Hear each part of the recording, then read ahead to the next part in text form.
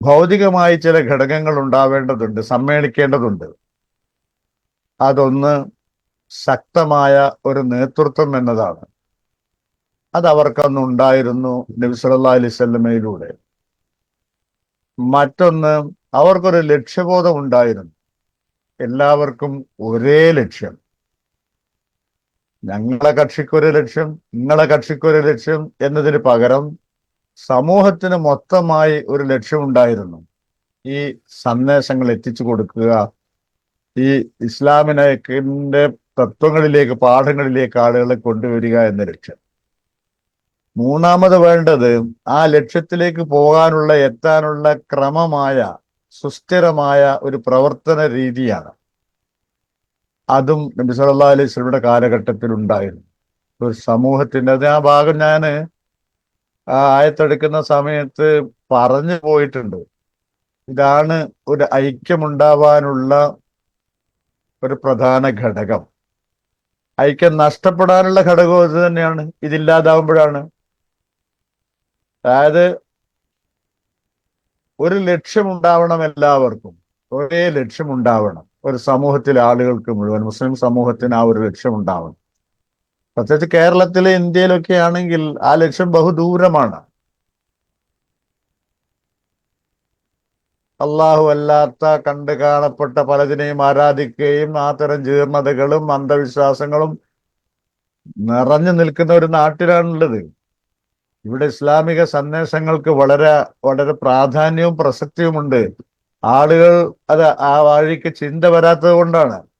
അപ്പൊ ആ ഒരു ലക്ഷ്യമാണ് നമുക്ക് എല്ലാവർക്കും ഉള്ളത് എന്നിടത്തൊരു സമൂഹം എത്തിപ്പെടുമ്പോൾ, ക്ലാസ്സിൽ നിന്ന് വിട്ടിട്ടൊരു വാക്ക് ഞാൻ പറഞ്ഞോട്ടെ, ക്ലാസ്സിൽ നിന്ന് വിട്ടിട്ടല്ല, കൂട്ടത്തിൽ നമുക്ക് ആ ലക്ഷ്യം പലപ്പോഴും ഇല്ല. നമ്മളെല്ലാവരും സംഘടനയും വിഭാഗങ്ങളുമായി മാറി നിൽക്കുമ്പോൾ മൊത്തത്തിൽ നമ്മളിത് പറയുമെങ്കിലും അതിലൊക്കെ ഉപരിയായി നമുക്കുള്ളത് നാം അംഗമായ ആ സംഘടന, അതിന്റെ പദ്ധതികൾ, അത് വിജയിക്കുക. ഇപ്പോഴത്തെ സോഷ്യൽ മീഡിയ സംസാരം പറഞ്ഞാൽ അവർക്ക് റീച്ച് ഉണ്ടാവുക, അവർക്ക് കൂടുതൽ അംഗീകാരം കിട്ടുക, ഇതാണ് പലപ്പോഴും ഉണ്ടാകുന്ന ലക്ഷ്യം. അപ്പോൾ സ്വാഭാവികമായും അനൈക്യമുണ്ടാവും. പിന്നെ ഈ ലക്ഷ്യത്തിലേക്ക് സമൂഹത്തെ കൂട്ടി എത്തിക്കാൻ വേണ്ട ഒരു ശക്തമായ നേതൃത്വം ഉണ്ടാവണം. അതൊരു വലിയ ഘടകമാണ്. ഇപ്പോഴുള്ള നേതാക്കന്മാരെയോ നയിക്കുന്ന ആളുകളെയോ കുറവുള്ളവരോ പോരായ്മയുള്ളവരോ ആണെന്നൊന്നും വിധി പറയാനല്ല ഞാൻ പറയുന്നത്. പക്ഷേ ഖുർആൻ പഠിപ്പിച്ചു തന്ന, നബി സല്ലല്ലാഹു അലൈഹി വസല്ലമ കാണിച്ചു തന്ന വിധത്തിലുള്ള ഒരു നേതൃത്വ പാഠവുമുണ്ട്. ആ വിധത്തിലുള്ള ഒരു നേതൃത്വ പാഠവും പലപ്പോഴും കാണപ്പെടുന്നില്ല.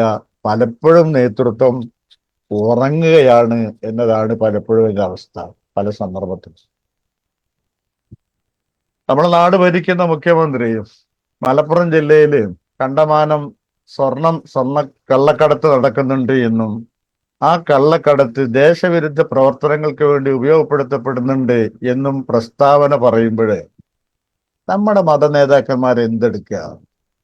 ഈ സമൂഹത്തെ ബാധിക്കുന്ന ഒരു പൊതുവായ വിഷയത്തെപ്പറ്റി ഭരിക്കുന്ന ഒരു ഉത്തരവാദപ്പെട്ട വ്യക്തി അലക്ഷ്യമായി അല്ലെങ്കിൽ ബോധപൂർവമായി ഒരു പ്രസ്താവന നടത്തുമ്പോൾ അയാളത് പറയാൻ പാടില്ലെന്നോ, ഉണ്ടെങ്കിൽ അയാളെ തെളിയിക്കണമെന്നോ പറയാൻ ആരെയാണ് ഇവരൊക്കെ ഭയപ്പെടുന്നത്? എന്തിനെയാണ് ഈ ഭയപ്പെടുന്നത്? ഇതാണ് ഞാൻ പറഞ്ഞത്.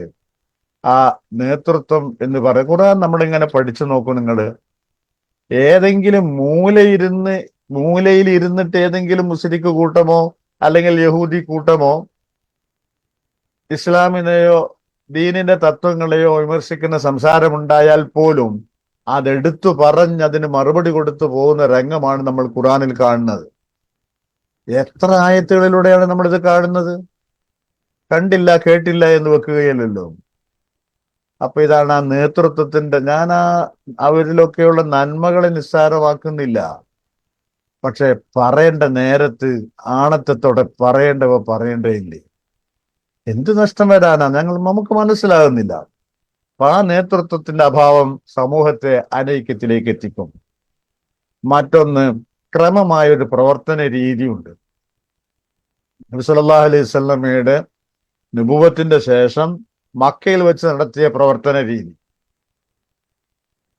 3 കൊല്ലം കാര്യമായി പബ്ലിക്കായിട്ടൊരു പരസ്യ പ്രബോധനത്തിന് ഇറങ്ങാതെ രഹസ്യമായ പ്രബോധന പ്രവർത്തനത്തിനൊരുങ്ങി. ആരോരും അറിയാതെ സമ്മേളിക്കാൻ പറ്റുന്ന അർഖം ബിൻ അബിൽ അർഖമിന്റെ ഒരു വീടിനെ കേന്ദ്രമാക്കി കണ്ടെടുത്തു. ആ കിട്ടിയ 40 പേരെയും വെച്ചുകൊണ്ട് മക്കയെ വെല്ലുവിളിക്കാൻ ഒരുങ്ങാതെ ആ ആളുകൾക്ക് അവിടെ വെച്ച് എന്താണ് അടിസ്ഥാനപരമായി ഇസ്ലാം എന്നും അതിന്റെ ലക്ഷ്യങ്ങളും എന്താണെന്ന് 2-3 വർഷമെടുത്ത് പഠിപ്പിച്ചു. അത്ഭുതം തോന്നുന്നുണ്ട് ഒരു പ്രവാചകന്റെ പ്രവർത്തനത്തിലെ സല്ലല്ലാഹു അലൈഹി വസല്ലമയുടെ.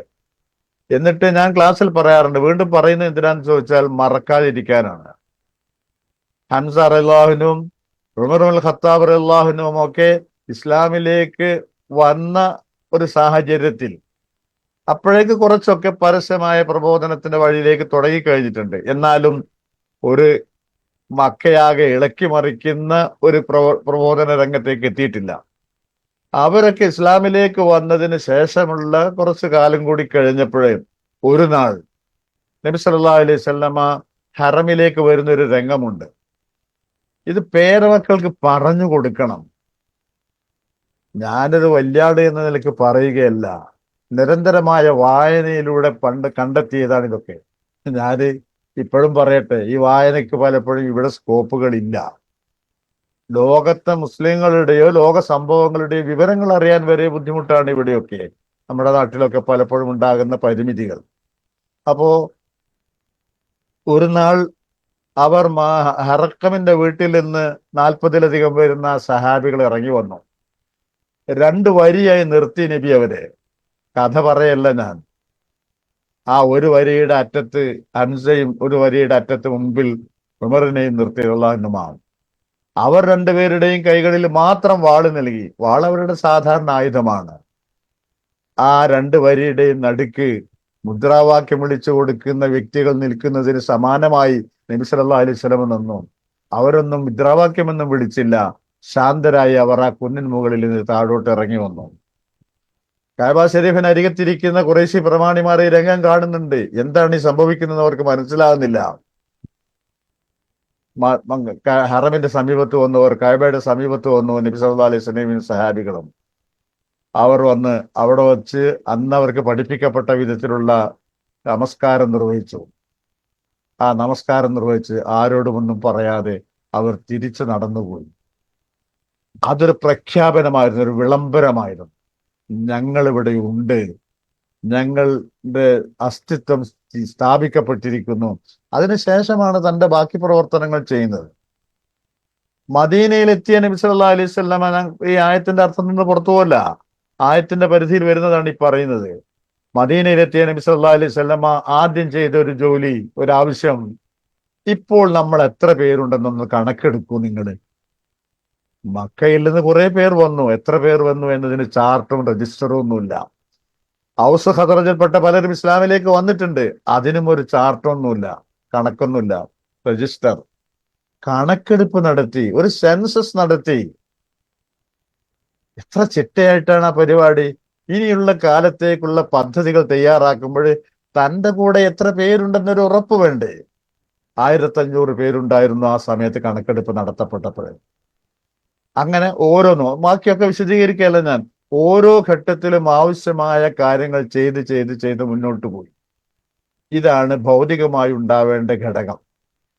ഈ 3 ഘടകങ്ങൾ, ശക്തമായ കൃത്യമായ ലക്ഷ്യബോധം, ശക്തമായ ഒരു നേതൃത്വം, പിന്നെ ക്രമമായ ആസൂത്രിതമായ ഒരു പ്രവർത്തന രീതി, ഇത് 3ഉം സമ്മേളിക്കുമ്പോഴാണ് ഒരു സമൂഹത്തിന് പ്രവർത്തനക്ഷമത ഉണ്ടാവുക, ഐക്യം ഉണ്ടാവാം. നമ്മുടെ ഇടയിലൊക്കെ അനൈക്യം ഉണ്ടാവാനൊക്കെ ഉള്ള ഒരു പ്രധാന കാരണം എന്താണ്? പ്രത്യേകിച്ചൊന്നും ചെയ്യാനില്ല. എന്താ ചെയ്യാനുള്ളത്? എന്തെങ്കിലും പഠിക്കുകയും മനസ്സിലാക്കുകയും ചെയ്യണം. ഞാൻ ആരെയും ചെറുതാക്കാൻ വേണ്ടി പറയുന്നതല്ല. നമ്മുടെ പൊതു ടൈം ടേബിൾ ആലോചിച്ച് നോക്കും നിങ്ങൾ മൊത്തത്തിൽ. പിന്നെ സീസൺ വരുമ്പോൾ ഓരോ ക്ലാസ് ക്യാമ്പുകളോ അല്ലെങ്കിൽ സമ്മേളനങ്ങളോ അങ്ങനത്തെ ഒക്കെ നിൽക്കുക അല്ലാതെ ക്രമപ്രവൃത്തമായ തുടരെ നിലനിൽക്കുന്ന ഒരു പദ്ധതികൾ നമ്മുടെ ഒന്നും പക്കലില്ല. ബാക്കി സമയം ഇനിയിപ്പോ എന്താ വഴി? ബാക്കി സമയം നമ്മൾ തമ്മിൽ ഓരോന്ന് പറഞ്ഞ് തല്ലുകൂടും. വേറെന്താ? അനൈക്യം വർദ്ധിപ്പിക്കും. ഇതിനെ ഉണ്ടാവുന്നത്. അതിന്റെ കൂടെ ഖുർആൻ പറഞ്ഞൊരു വാചകം, വല്ലഫ ബൈന ഖുലൂബിക്കും, നിങ്ങളെ ഹൃദയങ്ങൾ തമ്മിൽ അവൻ യോജിപ്പുണ്ടാക്കി. അപ്പൊ ഭൗതികമായ ഈ 3 ഘടകങ്ങൾ സമ്മേളിക്കുകയും അതോടൊപ്പം അള്ളാഹുവിന്റെ തൗഫീഖ് കൂടി വരുന്ന സമയത്താണ് ഒരു സമൂഹത്തിലെ യോജിപ്പും ഐക്യവും ഉണ്ടാവുക. ഇതാണ് ആ ആയത്ത് നൽകിയ ഒരു പാഠം. അപ്പൊ ആ ആയത്ത് എന്നോടും നിങ്ങളോടും ആവശ്യപ്പെടുന്നത് ഹബിലുള്ള അള്ളാന്റെ കയറായ വിശുദ്ധ ഖുർആൻ അതറിയുകയും മനസ്സിലാക്കുകയും ചെയ്യുക എന്നതിൽ നിന്ന് പിറകോട്ട് പോകരുത്. ആ ശീലത്തിൽ നിന്ന് സമൂഹത്തിന് ഐക്യം നിലനിൽക്കാൻ ആവശ്യമായ ഘടകങ്ങൾ എന്താണോ ആ ഘടകങ്ങൾ നിലനിർത്തിക്കൊണ്ട് മുന്നോട്ട് പോവുകയും മുന്നോട്ടാവുകയും വേണം. പിന്നെ അടുത്തത് വല തഫറക്കോ എന്നൊരു തത്വം പറഞ്ഞു. അതില് ഭിന്നതയിലേക്ക് എത്തരുത് എന്ന്. ഈ ഹേതുവായ സംഭവം ആലോചിച്ച് നോക്കൂ നിങ്ങൾ. ഒരാദ്യത്തെ വർത്തമാനം കൊണ്ട് തന്നെ ഔസും ഖദറജും തമ്മിൽ സണ്ട കൂടി കാണില്ല. നമുക്ക് ഊഹിക്കാലോ, ഞങ്ങളാ ജയിച്ചത്, അല്ല നിങ്ങളാ ജയിച്ചത്, ഞങ്ങൾ തോൽക്കാൻ കാരണം ഇന്നതാണ്, ഞങ്ങൾ ജയിക്കാൻ കാരണം ഇന്നതാണ് എന്നൊക്കെ നമ്മളൊക്കെ സാധാരണ നാട്ടുംപുറത്തിരുന്ന് രാഷ്ട്രീയ കാര്യങ്ങളോ ഫുട്ബോൾ കാര്യങ്ങളോ ഒക്കെ സംസാരിക്കുമ്പോഴുണ്ടാകുന്ന വിധത്തിലുള്ള സംസാരമാണ് ഉണ്ടായിട്ടുണ്ടാവുക. അതൊന്ന് പറഞ്ഞ് രണ്ട് പറഞ്ഞത് നാലായി നാലെട്ടായി സംസാരിച്ച് വന്നപ്പോഴവിടെ എവിടേക്ക് എത്തി? ഭിന്നതയിലേക്ക് എത്തി. ഇവിടെയാണ് ഖുർആൻ സംസാരിക്കുന്നത്. അഭിപ്രായാന്തരങ്ങൾ ഉണ്ടാവാം, അഭിപ്രായ വ്യത്യാസങ്ങൾ. അത് മനുഷ്യ വ്യക്തിത്വത്തിൻ്റെതായ സവിശേഷതയാണ്. ഒരാൾ ചിന്തിക്കുന്ന അതേമാതിരി എല്ലാവരും ചിന്തിക്കുക എന്നുള്ളത് ഉണ്ടാവില്ല. പക്ഷെ ആ അവസ്ഥ നിലനിൽക്കുമ്പോഴും അതൊരു ഭിന്നിപ്പിന്റെ വശത്തിലേക്ക് എത്തിക്കുന്ന രീതിയിൽ എത്താൻ പാടില്ല എന്നാണ്. അതെങ്ങനെ എത്താന്ന് ചോദിച്ചാൽ അത് മനുഷ്യ മനസ്സിന്റെ ഒരു യാത്രയാണ്. ഞാൻ ചെറിയ ഉദാഹരണം പറഞ്ഞുതരാം. ക്ലാസ്സിൽ അധ്യാപകൻ കുട്ടിക്കാലത്ത് സ്കൂളിൽ പഠിക്കുമ്പോൾ മദ്രസയിൽ പഠിക്കുമ്പോൾ നമ്മളെ അടിച്ചപ്പോ തല്ലിയപ്പോ, പഠിക്കാത്തതിന്റെ പേരിലോ ഹോംവർക്ക് ചെയ്യാത്തതിന്റെ പേരിലോ തല്ലിയപ്പോഴേ നമ്മുടെ മനസ്സുകളിലൊക്കെ ആ കുഞ്ഞു മനസ്സുകളിൽ രണ്ട് വികാരം ഉണ്ടായിട്ടുണ്ട്. ഒന്ന്, മോശമായിപ്പോയി, ഞാൻ നല്ല പഠിക്കുന്ന കുട്ടിയായിരുന്നല്ലോ, എന്നിട്ടും മാഷെടുത്തുനിന്ന് ഉസ്താദിന്റെ അടുത്തുനിന്ന് അടി വാങ്ങേണ്ടി വന്നുവല്ലോ എന്ന വേദന തോന്നിയ നിമിഷങ്ങൾ ഉണ്ടായിട്ടുണ്ടാവും. എനിക്കൊക്കെ ഉണ്ടായിട്ടുണ്ട്. ഞാൻ അങ്ങനെ പറയാൻ കാരണം മറ്റൊരു ചിന്ത, ഓനെ തല്ലിക്കണില്ലേ, ഓൻ ആരാണ്, എന്നെ അടിച്ചിട്ടുണ്ടല്ലേ, ഇനി അയാളെ ഒരു പാഠവും ഞാൻ പഠിക്കൂല, അയാളെ ഒരു ഹോംവർക്കും ഞാൻ ചെയ്യൂല എന്ന ഒരു തരം വികാരം. ഇത് മനുഷ്യ മനസ്സിലുണ്ടാവും. അത് വളരുന്നതിനനുസരിച്ചിട്ട് ആ വളർച്ച ആ ചിന്തകൾ കൂടുകയും ചെയ്യും. ഇത് ഭാര്യ ഭർത്താക്കന്മാർക്കിടയിൽ ഉണ്ടാവാം. ഓള് പറഞ്ഞു, ഓന് പറഞ്ഞു, അത് അവൾക്ക് അങ്ങനെ അഭിപ്രായം ഉണ്ടാവാം, അയാൾക്ക് അങ്ങനെ അഭിപ്രായം ഉണ്ടാവാം എന്നിടത്ത് നിർത്തുമ്പോൾ അതൊരു ഭിന്നതയുടെ വശത്തേക്ക് എത്തില്ല. നേരെ മറിച്ച് അത് ഒരു പ്രതികാരമെന്നോ കണക്ക് ചോദിക്കാനുള്ള ഒരു വിഷയമായി മനസ്സിൽ ബാക്കി വെക്കുകയും പിന്നീട് എപ്പോഴോ അയാളിൽ എന്തോ ഒരു വീഴ്ച വന്നപ്പോഴും ഇതൊക്കെ എടുത്ത് കുത്തി നോവിക്കാൻ മെനക്കെടുകയും അല്ലെ തിരിച്ചിങ്ങോട്ടോ കുത്തി നോവിക്കാനോ മെനക്കെടുമ്പോഴോ ചെയ്യുമ്പോഴേ മനസ്സുകൾ തമ്മിൽ അകന്നകന്നു പോകുന്നു. മനഃശാസ്ത്രപരമായി മനുഷ്യനെ സജ്ജീകരിക്കുന്ന ഒരു വലിയ കിതാബാണ് ഖുർആൻ. വല്ലാത്തൊരു ബോധമാണത്. ഈ മോട്ടിവേഷൻ ക്ലാസ്സുകളെയൊന്നും നിസ്സാരായി കാണുന്നവനൊന്നല്ല ഞാൻ. അതൊക്കെ ആവശ്യമുള്ളതൊക്കെ തന്നെയാണ്, കുട്ടികൾക്കായാലും ഫാമിലികൾക്കായാലും ഒക്കെ. പക്ഷെ എന്റെയൊക്കെ ഒരു വീക്ഷണം എന്താണെന്നറിയോ? വിശുദ്ധ ഖുർആൻ ഈ വിഷയത്തെപ്പറ്റി പറഞ്ഞിരിക്കുന്ന വാക്കുകളെ അതിന്റെ മലയാള പരിഭാഷകൾ കേട്ട് അവസാനിപ്പിക്കാതെ എന്താണ് ഈ പറഞ്ഞിരിക്കുന്നതിന്റെ പൊരുൾ, ആന്തരിക അർത്ഥം എന്താണ് എന്ന് ഇല്ലാത്ത സംഭവങ്ങൾ ചിന്തിച്ചുകൊണ്ടല്ല, ക്രമമായ രീതിയിലൊന്ന് ചിന്തിച്ചു നോക്കിയാൽ കാര്യങ്ങൾ വളരെ വ്യക്തമാണ്. ഭിന്നതയിലേക്ക് എത്തരുത്. അഭിപ്രായാന്തരങ്ങൾ ഉണ്ടാവാം, താൽക്കാലികമായ വെറുപ്പോ ദേഷ്യമോ, എന്നാലും അയാൾ ഇങ്ങനെ ചെയ്തുവല്ലോ, എന്നാലും അവൻ എന്നോട് ഇങ്ങനെ ചെയ്തുവല്ലോ പറഞ്ഞുവല്ലോ എന്നൊക്കെ തോന്നാം. പക്ഷെ അത് നിമിഷങ്ങൾ കൊണ്ട് അലിഞ്ഞു പോവണം. സോപ്പ് കുമിളകൾ പോലെ ഭിന്നതയുടെ ഭാഗത്തേക്ക് എത്താൻ പാടില്ല. ഇതാണ് വലാത്ത ഫർഖ്. ഇനി പിന്നീട് ഖുർആൻ പറഞ്ഞൊരു കാര്യം വസ്ബഹത്തും ബിനിഅമത്തി ഇഖ്വാന എന്നാണ്. സഹാബികൾക്ക് അള്ളാഹു നൽകിയ വലിയൊരു സർട്ടിഫിക്കറ്റാണ്. അവർ ഇഖ്വാനുകളായിരുന്നു, സഹോദരങ്ങൾ. ഒരു ഉമ്മയുടെയും ബാപ്പായുടെയും മക്കളായി വളർന്നതുപോലെ പരസ്പരം മറ്റവന്റെ വിജയം അത് ആഗ്രഹിക്കുക, മറ്റവന്റെ പരാജയം അതുണ്ടാവാതിരിക്കണമെന്ന് കൊതിക്കുക. ആ ഒരവസ്ഥയ്ക്ക് അവരെത്തി എന്നതാണ്. ഫാസ്ബത്തും ബിനിമത്തിക്കുവാനും പ്രസംഗിക്കാൻ എനിക്കും എളുപ്പാ, ക്ലാസ് എടുക്കാനും എളുപ്പാ. നമ്മൾ ആലോചിച്ച് നോക്കൂ, നമ്മുടെയൊക്കെ പലപ്പോഴും ഉണ്ടാകുന്ന ജീവിതത്തിലെ പ്രായോഗിക ജീവിത ഘട്ടങ്ങളിലെ ചിന്തകളും പോക്കുകളും ഒക്കെ എങ്ങനെ സംഭവിക്കാറുണ്ട്. അവന്റെ കുട്ടി MBBS ചേർന്നില്ലേ, എങ്ങനെയെങ്കിലും തോറ്റാ മതിയായിരുന്നു, പഠിത്തം പൂർത്തിയാക്കാതിരുന്നാ മതിയായിരുന്നു. എല്ലാവർക്കും ഉണ്ടെന്ന് ഞാൻ പറഞ്ഞില്ല, ചിലപ്പോ ചിലർക്കൊക്കെ തോന്നും. ഇതിലൊരു പുതുമ എന്താന്ന് പറഞ്ഞാൽ, ഇത് അന്യന്മാർക്കല്ല പലപ്പോഴും തോന്നുക, സ്വന്തക്കാർക്കാ തോന്നുക. സ്വന്തക്കാർക്ക് തന്നെ ഏട്ടാനിയന്മാർക്കും ബാക്കിയുള്ളവർക്കും അങ്ങനെ തോന്നും. എല്ലാവരും ഒന്നും ഞാൻ ക്ലാസ്സിൽ പറഞ്ഞില്ല, ഇങ്ങനെ ഉണ്ടാവാറുണ്ട് പലപ്പോഴും. ഓന്റെ മൂന്നാമത്തെ കുട്ടിയുടെയും കല്യാണം കഴിഞ്ഞില്ലേ, ഇവിടുത്തെ 4 പെമ്മക്കളുണ്ട്, ഒരാളെ കല്യാണവും കഴിഞ്ഞില്ലല്ലോ, അവൻ പിന്നെയും ഒരു ഷോപ്പ് തുറന്നുവല്ലേ, ഇവന് ഒന്നും ആയില്ലല്ലോ. ഞാൻ ഖത്തറിൽ വന്നിട്ട് എത്ര കൊല്ലമായി, ഒരു ഒരു 10 സെന്റ് ഭൂമി പോലും വാങ്ങാൻ സാധിച്ചില്ലല്ലോ, ഇവനിങ്ങനെ വാങ്ങി കൂട്ടുകയാണല്ലോ. ഇങ്ങനെയൊക്കെയുള്ള ഒരു എന്താ പറയാ, അത് മനുഷ്യനാവുമ്പോൾ ഉണ്ടാവാം ആ ഒരു നിമിഷ നേരത്തേക്ക്, അവനെങ്കിലും രക്ഷപ്പെടട്ടെ, ഉണ്ടാവട്ടെ എന്നൊരു ചിന്തയിലേക്ക് എത്താൻ. അതാണ് ഇഹ്വാൻ. ഇവിടെ ഞാൻ ക്ലാസ്സിൽ ഇരുന്നു കൊണ്ട് തന്നെ പറയട്ടെ, ഈ ചിന്താഗതികള് കുട്ടികളിൽ ഉണ്ടാവേണ്ടത് ചെറുപ്രായത്തിലാണ് മനുഷ്യനിൽ ഉണ്ടാവേണ്ടത്. അതില് ഉമ്മമാർക്ക്, ഉപ്പമാർക്ക് വലിയ പങ്കുണ്ട്. ഞാനൊക്കെ എപ്പോഴും നന്ദിയോടെ ഓർമ്മിക്കാറുണ്ട് നിങ്ങളെപ്പോലെ തന്നെ എൻ്റെ ഉപ്പാനെയും ഉമ്മാനെയും ഒക്കെ.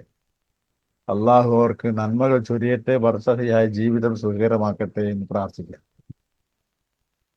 കുട്ടിക്കാലത്ത് പറഞ്ഞു തന്ന ചരിത്രപരമായ പാഠങ്ങൾ,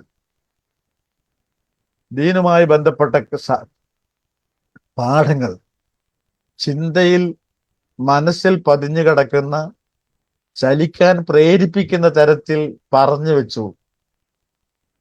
ഞാൻ എൻ്റെ ഉമ്മാന്റെ ഒരു ഉപ്പുണ്ട്, ഉപ്പാപ്പ എന്നൊക്കെ ഞങ്ങൾ വിളിക്കാറ്. ഈ മൂസാ നബി, ഞാൻ ഇപ്പോഴൊക്കെ ക്ലാസ്സിൽ നിന്ന് പറഞ്ഞിട്ടുണ്ട്, അത് അള്ളാഹു അദ്ദേഹത്തിന് സമാധാനം നൽകുമാറാവട്ടെ, മഗ്ഫിറത്ത് നൽകുമാറാവട്ടെ. റിട്ടയർഡ് മാസ്റ്ററായിരുന്നു. ഇവിടെ വീട്ടിൽ വരും, കുട്ടികളായിരിക്കുമ്പോൾ ഞങ്ങളെ ചുറ്റുവട്ടത്തിരുന്നിട്ട് കഥ പറയും. കഥ കാക്കന്റെയും പൂച്ചന്റെയും കഥകളല്ല, നബിമാരുടെ കഥകളാ പറഞ്ഞു തരാറ്. അതിൽ മൂസാ നബി അലൈഹിസ്സലാം മദീനയിൽ നിന്ന് ഈജിപ്തിലേക്ക് തിരിച്ചു വരുന്ന രംഗവും, തന്റെ ഭാര്യയും മക്കളും ആടുകളും ഒക്കെയായി വരുന്ന ആ രംഗത്ത്, വെളിച്ചമില്ലാതെ ആ കുന്നിൻ മുകളിൽ വെളിച്ചം കണ്ടപ്പോ കയറിപ്പോയ രംഗമൊക്കെ അദ്ദേഹം ആ ഉപ്പാപ്പ പറഞ്ഞു തന്നത് ഇപ്പോഴും അതേപോലെ മനസ്സിൽ നിൽക്കുന്നുണ്ട്. ആ വിഷയങ്ങളൊക്കെ എത്രയോ തവണ ക്ലാസ്സുകളിൽ ഞാൻ ആവർത്തിച്ചിട്ടുണ്ട്. അതൊക്കെ പറയുമ്പോഴും ആ വലിയ മനുഷ്യന്റെ ഓർമ്മ നന്ദിയോടെ മനസ്സിൽ കടന്നു വരാം. ഇപ്പൊ ആർക്കും നേരമില്ല, എല്ലാരും മൊബൈലിന്റെ കൂടെ, വാട്സപ്പിന്റെ കൂടെ ഏതോ ലോകത്താണ്. ഇപ്പോഴാണ് ഇത് കുറച്ച് ഭ്രാന്തായി മാറിയത്. അതിനു മുമ്പും ഇത്തരം കഥകളിലോ സംഭവങ്ങളിലോ അല്ല സംഭവിച്ചത്, ആളുകൾ മുഴുകിയത്. പിന്നത്തെ വലിയൊരു ന്യൂനത, ഒരു പോരായ്മ ഞാൻ കണ്ടത്, വിശ്വാസപൂർവം കുട്ടികൾക്ക് ശുപാർശ ചെയ്യാൻ പറ്റുന്ന ഈ തരം പുസ്തകങ്ങളില്ല എന്നതാണ്. ഞാൻ കുട്ടികൾക്ക് കൊടുക്കാൻ വേണ്ടി, കോളേജിലാവട്ടെ പഠിക്കുന്ന ആളുകൾക്കാവട്ടെ കൊടുക്കാൻ വേണ്ടി മലയാളത്തിൽ എഴുതപ്പെട്ട ഇത്തരം പുസ്തകങ്ങൾ, ഒരു കിതാബുകൾ ഒരുപാട് പരിശോധിക്കാറുണ്ട്. പക്ഷെ അപ്പോഴൊക്കെയും കിട്ടുന്നത് ഒന്നുകിൽ അങ്ങേയറ്റത്തെ അന്ധവിശ്വാസങ്ങൾ പറയുന്ന, ഒരു പൊരുത്തവുമില്ലാത്ത, ഒരു സത്യസവുമായി യാതൊരു ബന്ധവുമില്ലാത്ത ആ തരം കെട്ടുകഥകളുടെ പുസ്തകങ്ങളാണ് പലപ്പോഴും കിട്ടാറ്. നിങ്ങൾക്ക് എൻ്റെ നേരെ വിരൽ ചൂണ്ടാ, നിങ്ങൾക്ക് എന്താ ചെയ്തുകൂടെ? ഞാൻ പറഞ്ഞു, ഓരോ വ്യക്തിക്കും അവരുടേതായ പരിമിതികളുണ്ട്. കൂട്ടായ്മയുണ്ട് നമുക്ക്. ഈ കൂട്ടായ്മ എന്നത് വർഷാവർഷങ്ങളിൽ നടത്തേണ്ട ഒരു സമ്മേളനം കൊണ്ട് മാത്രം അവസാനിക്കേണ്ടതാണ്. ഒരു വിദഗ്ധ സമിതി, എഴുത്തുകാരുടേതായ ഒരു വിദഗ്ധ സമിതി ഒരുമിച്ച് കൂടിയിരുന്നിട്ട്, സമൂഹം അവർക്ക് ഫണ്ട് നൽകിയിട്ട് അവരിരുന്ന് ഇത്തരം ഗ്രന്ഥരചനകൾ നടത്തി പുസ്തകം നൽകണ്ടേ ജനങ്ങൾക്ക്? ഇതാരാ ചെയ്യേണ്ടത്? പള്ളി കമ്മിറ്റി പ്രസിഡന്റുമാരെ കുറിച്ച് പറഞ്ഞതുപോലത്തെ അവസ്ഥയാണ്. ആ പള്ളിയില് കറണ്ട് ബില്ല് അടക്കുകയും പ്ലംബിങ്ങിന് തകരാറ് വന്നാൽ നന്നാക്കൽ മാത്രമാണ് പള്ളി കമ്മിറ്റി സെക്രട്ടറിന്റെയും പ്രസിഡന്റിന്റെയും ജോലി എന്ന് കണക്കാക്കി വെച്ച ഒരു സമൂഹത്തിലാണ് നമ്മളുള്ളത്. ഇത് തന്നെയാ മതസംഘടനകളുടെയും അലംഭാവം.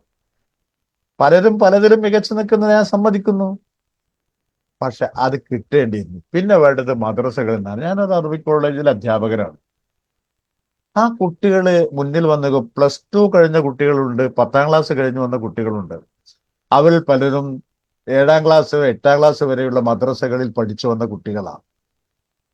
പടച്ചോൻ സഹായിച്ച് ഈമാൻ കാര്യം പോട്ടെ, ഇസ്ലാം കാര്യം പോട്ടെ, പിന്നെ നിസ്കാരത്തിന്റെ ഷർത്തും പറലും ആവട്ടെ, ഇസ്ലാമിക ചരിത്രത്തിന്റെ ഭാഗങ്ങളാകട്ടെ, ഒരു വസ്തു ഈ കുട്ടികളിൽ പലർക്കും അറിയില്ല.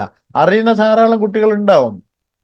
ആ പാഠഭാഗത്തിൽ വന്നിരിക്കുന്ന വാക്കുകളുടെ മലയാളം പറഞ്ഞു കൊടുത്ത് അവർക്ക് പരീക്ഷ നടത്തി സമ്മാനം കൊടുക്കുകയല്ലാതെ ഈ കുട്ടികളെ ഒന്ന് എന്താ പറയാ ഒരു ഒരു ഒരു ഒരു ഒരു ദൗത്യത്തിന് ഉത്തരവാദിത്വം നിർവഹിക്കാൻ രൂപപ്പെടുത്തുന്ന ഒരവസ്ഥയിലേക്ക് മദ്രസകൾ എത്തുന്നില്ല. അതിനേക്കാളേറെ ഇപ്പോഴത്തെ തമാശ എന്താന്ന് പറഞ്ഞാല്, പണ്ടൊക്കെ നമ്മളെ കുട്ടിക്കാലത്ത് ഞായറാഴ്ചകളിലാണ് മദ്രസയിൽ ലേശം നേരെ ക്ലാസ് എടുത്തിരുന്നത്. ഇപ്പൊ വിരുന്ന് പോകണം, പല കാര്യം നടക്കണം. സംഭവം ശരിയാ, ഞായറാഴ്ചകളിൽ ക്ലാസ്സുകളില്ല. സ്കൂളുകൾ ഒഴിവുണ്ടാകുന്ന സമയത്ത് ഇപ്പൊ ഈ ഓണത്തിന് വേണ്ടി സ്കൂളൊക്കെ അടച്ചപ്പോൾ അങ്ങനെ പലപ്പോഴും ശ്രദ്ധിക്കാറില്ല. എപ്പോഴാണ് ശ്രദ്ധിച്ചത്? മദ്രസകളില്ല, കുട്ടികൾക്ക് വിരുന്ന് പോകണം പോലും. പോട്ടെ, നടക്കേണ്ട കാര്യം തന്നെയാണ്. വിരുന്ന് പോകുന്നവർ പോട്ടെ, ബാക്കിയുള്ള കുട്ടികൾക്കെങ്കിലും ക്ലാസ് എടുക്കാൻ പറ്റണ്ടേ? ആകെ പരിമിതമായ അരമണിക്കൂർ 1 മണിക്കൂർ നേരം കൊണ്ടാണ് നമ്മൾ ഈ സംവിധാനം മുഴുവൻ പദ്ധതികൾ പോലെ നടപ്പിലാക്കി എന്ന് സമാധാനിക്കുന്നത്. അതുകൊണ്ട് തന്നെ ആ തരം നിർബന്ധമായും അറിയേണ്ട കാര്യങ്ങളിൽ വരെ പിറകോട്ട് പോകുന്ന സാഹചര്യം ഉണ്ടായി. ക്ലാസ് പറഞ്ഞത് എന്തിനാന്ന് ചോദിച്ചാൽ, നമ്മിൽ ഉണ്ടാവേണ്ട ഖുർആൻ പറഞ്ഞു തന്ന ആ ആശയം, ഏതാശയം? ആ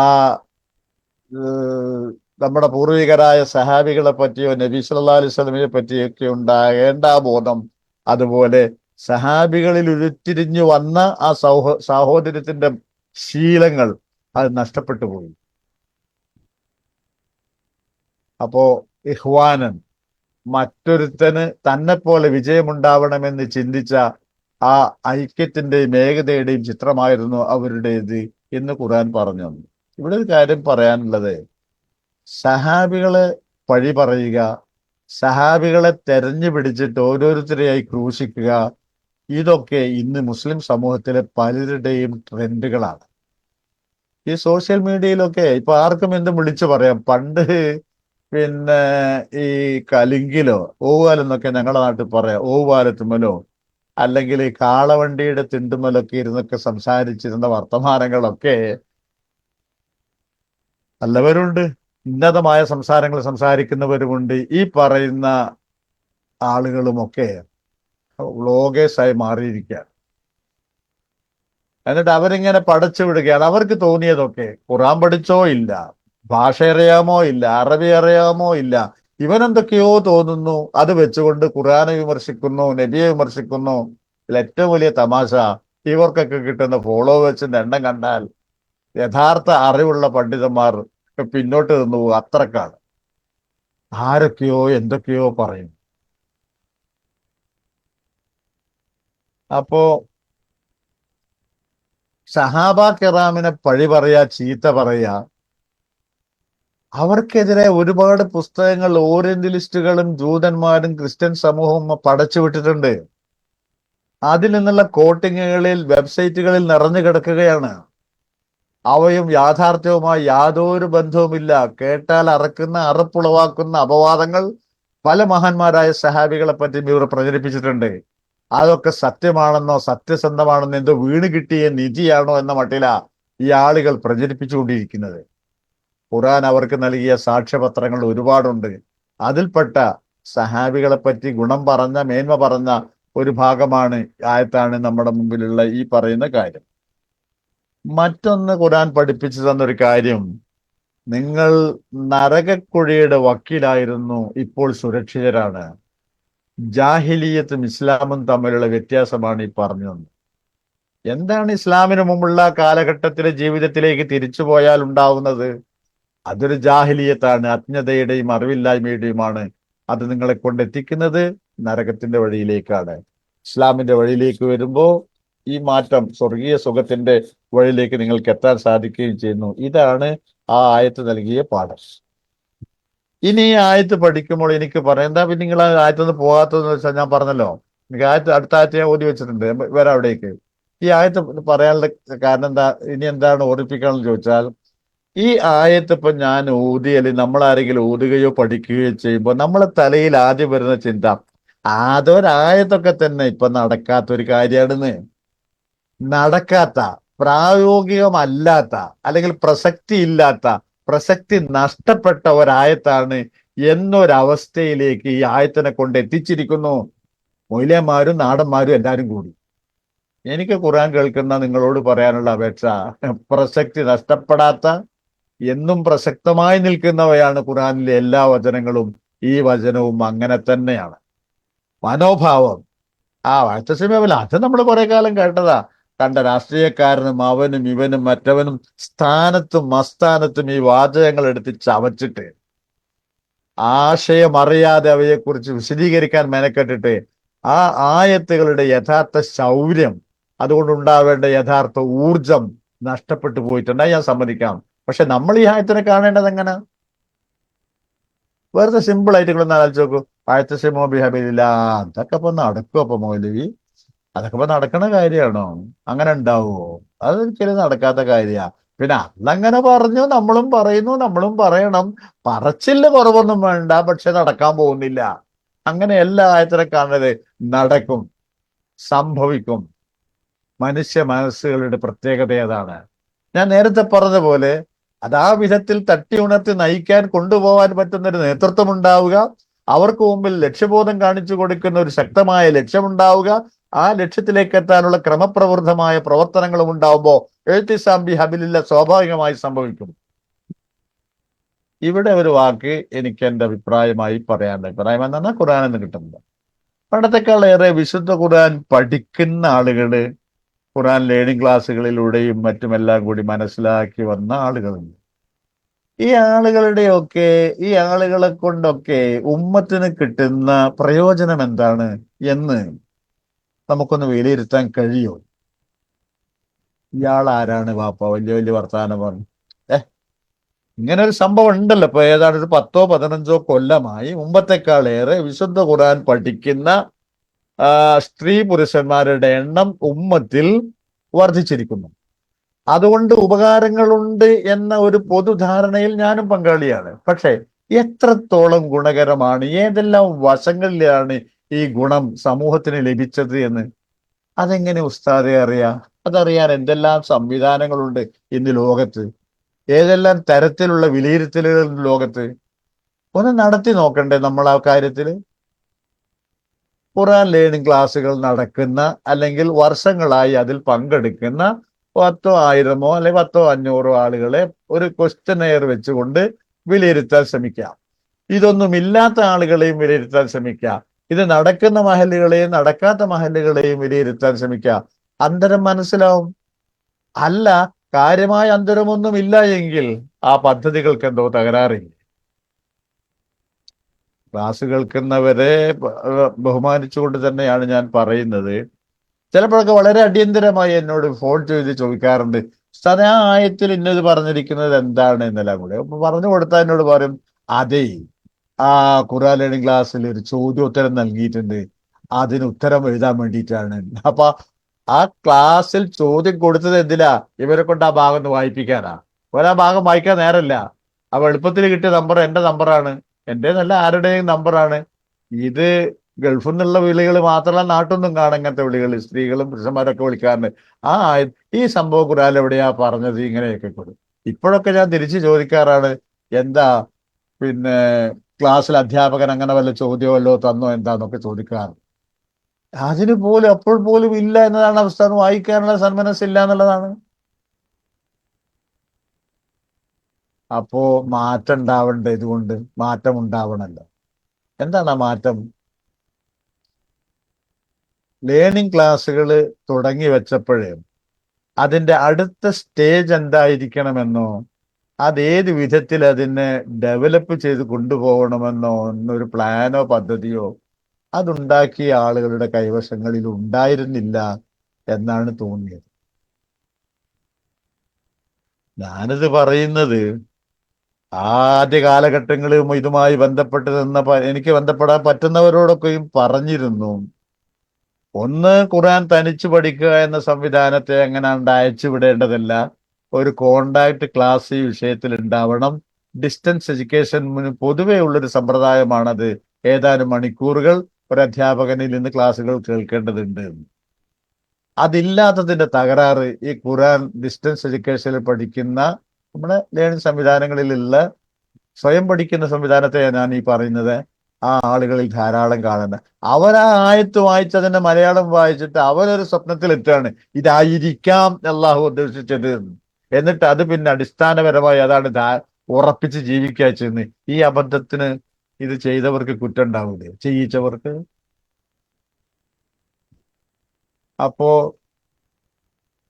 മാറ്റം ആ കാര്യത്തിൽ സംഭവിക്കേണ്ടതായ പിന്നെ ഞാൻ അവസാനം മാറ്റം ഉണ്ടാവേണ്ടതുണ്ടെന്നാണ് ഞാൻ പറഞ്ഞു വന്ന വിഷയത്തിലേക്ക് ഊന്നാം. അവസാനം ഇപ്പൊ ഞാൻ പറഞ്ഞുകൊണ്ടിരുന്നത് ഈ ആയത്തിന് അപ്രസക്തമായ വെറുതെ ഓതി അർത്ഥം പറഞ്ഞു പോവാം, അതിലപ്പുറം പ്രയോജനമൊന്നുമില്ലാത്ത ഒരായത്ത് എന്ന വിധത്തിൽ കാണരുത്, കാണാൻ പാടില്ല.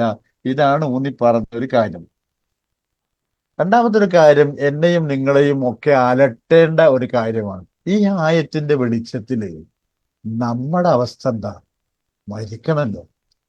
അള്ളാന്റെ പാശത്തെ കയറിനെ മുറുകെ പിടിക്കണം, നിങ്ങൾ ഭിന്നിക്കരുത് എന്ന് ഖുർആൻ പറയുകയും നമ്മൾ ജീവിക്കുന്ന ചുറ്റുപാട് അത് മതപരമായ വിഷയങ്ങളിൽ ഏതെങ്കിലും ഒരു വിഭാഗത്തോട് ഒട്ടി നിന്നുകൊണ്ടൊക്കെ പോകുന്ന അവസരത്തിൽ നമ്മള് സത്യത്തിൽ ഈ ഭിന്നത പാടില്ലെന്ന് പറഞ്ഞ ആ ഭിന്നതയുടെ ആളുകളായി മാറുകയല്ലേ റബ്ബേ എന്ന പേടി ശരിക്കും ഈ ആയത്ത് പഠിക്കുമ്പോഴും ഉണ്ടാവേണ്ടതുണ്ട്, ഉണ്ടാവുകയും വേണം. ഇനി നമ്മൾ സ്വസ്ഥമായി ഒന്ന് ആലോചിച്ച് നോക്കുക. ഈ ഭിന്നത നമ്മൾ ഉണ്ടാക്കിയതല്ല. കേരളത്തിലെ മുസ്ലിങ്ങളെ പറ്റി പറയാം. 3-4 പ്രധാന വിഭാഗങ്ങളായി മാറി നിൽക്കുന്ന ഈ ഭിന്നത നമ്മളാരും ഉണ്ടാക്കിയതല്ല. ഈ ഭിന്നിച്ചു നിൽക്കുന്ന ഒരു സമൂഹത്തിലേക്കാണ് നമ്മൾ ജനിച്ചു വീണത് എന്ന് മാത്രം. അപ്പൊ ആ ഭിന്നിപ്പ് ഉണ്ടാക്കിയതിലെ കുറ്റക്കാർ നമ്മളല്ല, നമ്മൾ ഭിന്നിപ്പ് ഉണ്ടാക്കിയിട്ടില്ല. ശരി, അങ്ങനെ വന്നു നോക്കുമ്പോൾ ABCD എന്നിങ്ങനെ ഭിന്നിച്ചു നിൽക്കുന്ന മുസ്ലിം സമൂഹം. 2 ചോയ്സാണ് നമ്മുടെ മുമ്പിലുള്ളത്. ഒന്ന്, ഇതിലൊന്നും കൂടാതെ മാറി നിൽക്കുക, അപ്പോഴും അതൊരു ഒറ്റപ്പെടലും ഒരു ഭിന്നിപ്പുമല്ലേ. അല്ലെങ്കിൽ ഇതിലേതെങ്കിലും ഒന്നിന്റെ കൂടെ നിൽക്കുക, അപ്പോഴും ബാക്കിയുള്ളവരിന്ന് ഭിന്നിച്ചു നിൽക്കുകയല്ലേ. ആലോചിച്ച് നോക്കൂ നിങ്ങള്. ഇതിലൊന്നിലും പെടാതെ മാറി നിൽക്കാനും നമ്മളെ കൊണ്ട് വയ്യ.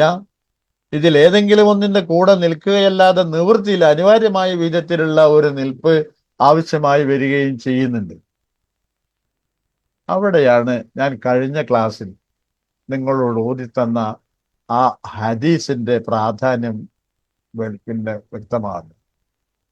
ആ ഹദീസ് ഞാൻ പറഞ്ഞപ്പോ പെട്ടെന്ന് ഉൾക്കൊള്ളാൻ അല്ലെങ്കിൽ അതിന്റെ ആശയത്തെ വേണ്ട വിധത്തിൽ അങ്ങ് ഗ്രഹിക്കാൻ കഴിഞ്ഞില്ല എന്ന് തോന്നുന്നു. കാരണം ഒരു തിരക്ക് പിടിച്ച വിഷയത്തിലാണ് ഞാൻ പറഞ്ഞത്. അവർക്ക് അള്ളാഹുവിന്റെ ദിമ്മത്തുണ്ട്, സംരക്ഷണമുണ്ട്, അള്ളാഹിന്റെ പ്രവാചകന്റെ ദിമ്മത്തുണ്ട്, സംരക്ഷണമുണ്ട് എന്ന് പറഞ്ഞു ഒരു കൂട്ടരെ പറ്റി. അങ്ങനെ പറഞ്ഞാൽ എന്നിട്ട് മാത്രമല്ല, ആ സംരക്ഷണത്തെ, ആ സുരക്ഷിതത്വത്തെ നിങ്ങൾ ഭേദിക്കരുത്, പൊളിക്കരുത് എന്ന് കൂടി പറഞ്ഞു. വാചകം ശ്രദ്ധിക്കുക. അവർക്ക് അള്ളാഹിന്റെ സംരക്ഷണമുണ്ട്, അവർക്ക് പ്രവാചകന്റെ സംരക്ഷണം, പ്രവാചകൻ മരിച്ച ശേഷമല്ല, ജീവിച്ചിരിക്കുന്ന സമയത്ത് നബിയുടെ സംരക്ഷണമുണ്ട്.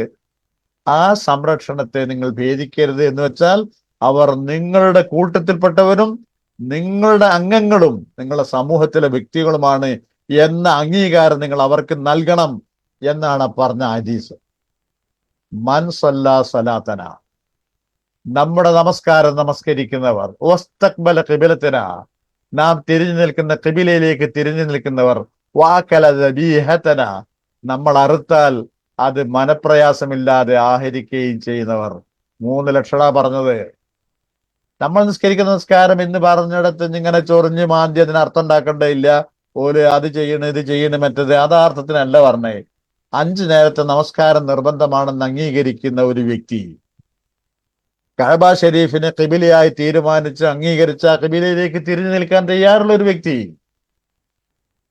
എങ്ങനെയാണ് ഹലാലായ അറവുകൾ എന്നതിനെ കുറിച്ച് അറിയുകയും അങ്ങനെ അറുത്തു കൊടുത്താൽ നീ അറുത്തതല്ല, അത് കഴിക്കാൻ എനിക്ക് മടിയൊന്നുമില്ല എന്ന മട്ടിൽ അതിനെ അംഗീകരിക്കുകയും ചെയ്യുന്ന ഒരു വ്യക്തിയെ, ഇതാണ് അള്ളാഹുവിന്റെ പ്രവാചകൻ സല്ലല്ലാഹു അലൈഹി വസല്ലമയുടെ പ്രായോഗികമായ വചനം. അവനെ നിങ്ങൾ മുസൽമാനായി കണക്കാക്കി ജീവിച്ചു പോകും. അപ്പൊ പ്രവാചകരെ അവൻ അത് ചെയ്തില്ല, ശിർക്ക്, കുഫർ, അത് ഇത് അറിയാത്തവരാണോ ഇത് പറഞ്ഞ നബി സല്ലല്ലാഹു അലൈഹി വസല്ലമ? നബിക്ക് ഇവറിയില്ലെങ്കിലും ഇത് വഹ്യ് കൊടുത്ത അള്ളാഹുവിന് ഈ വിഷയങ്ങൾ അറിയില്ലേ? സമൂഹത്തിൽ ഈ തരത്തിൽപ്പെട്ട ആളുകളൊക്കെ ഉണ്ടാവും. ശിർക്കുമായി ബന്ധപ്പെട്ട പ്രവർത്തനങ്ങളിലേക്ക് അടുത്തു പോകുന്നവര്, കുഫറുമായ പ്രവർത്തനങ്ങളുമായി ബന്ധപ്പെട്ടവരിലേക്ക് അടുത്തു പോകുന്നവര് ഒക്കെ സംഭവിക്കാം. അവരെ നിങ്ങൾ നേതാവാക്കണമെന്നോ അവർ പറയുന്നതൊക്കെ അനുസരിക്കണമെന്നോ അവർ പറയുന്ന വിദേഹത്തുകളെയും ശിർക്കിയാത്തുകളുടെയും കൂടെ പോകണമെന്നോ ഒന്നുമല്ല പറഞ്ഞത്. സമൂഹം എന്ന മൊത്തത്തിലുള്ള മേൽവിലാസം എടുക്കുന്ന സമയത്ത് ഇവന് ദിമ്മത്തുണ്ട്, പ്രൊട്ടക്ഷൻ ഉണ്ട്. എന്താണ് ആ പ്രൊട്ടക്ഷൻ? ഇവനൊരു കാഫർ എന്ന് കണക്കാക്കി അവന്റെ നേരെ തിരിയരുതെന്നാ പറഞ്ഞതിന്റെ അർത്ഥം. അതാണ് ആ ദിമ്മത്ത്. നിങ്ങൾ നിസ്കരിക്കുന്ന നമസ്കാരം നിസ്കരിക്കുന്ന ആളുകള്, നിങ്ങളുടെ അതേ ഖിബിലയിലേക്ക് തിരിഞ്ഞു നിൽക്കുന്ന ആൾക്കാര്, നിങ്ങളുടെ അറുത്ത മാംസം തിന്നാൻ തയ്യാറുള്ള ആളുകളെ, നിങ്ങൾ അവനിലുള്ള ശിർക്കോ ഖുറാഫാത്തുകളോ ബിദ്അത്തുകളോ ഉണ്ട് എന്നതിന്റെ പേരിൽ അവര് നൽകപ്പെടേണ്ട ഒരു സംരക്ഷണമുണ്ട്, സുരക്ഷിതത്വമുണ്ട്. മുസൽമാനാണ്, ഇസ്ലാമിൽ അംഗമാണ് എന്നത്, അതിനെ നിങ്ങൾ ഭേദിക്കരുത് എന്ന് അള്ളാഹുവിന്റെ റസൂൽ വെറുതെ പറഞ്ഞതല്ല. അതാണ് ഇവിടെ നമ്മൾ പ്രായോഗികമാണ്. പോരായ്മകളുണ്ട്, തകരാറുകളുണ്ട്.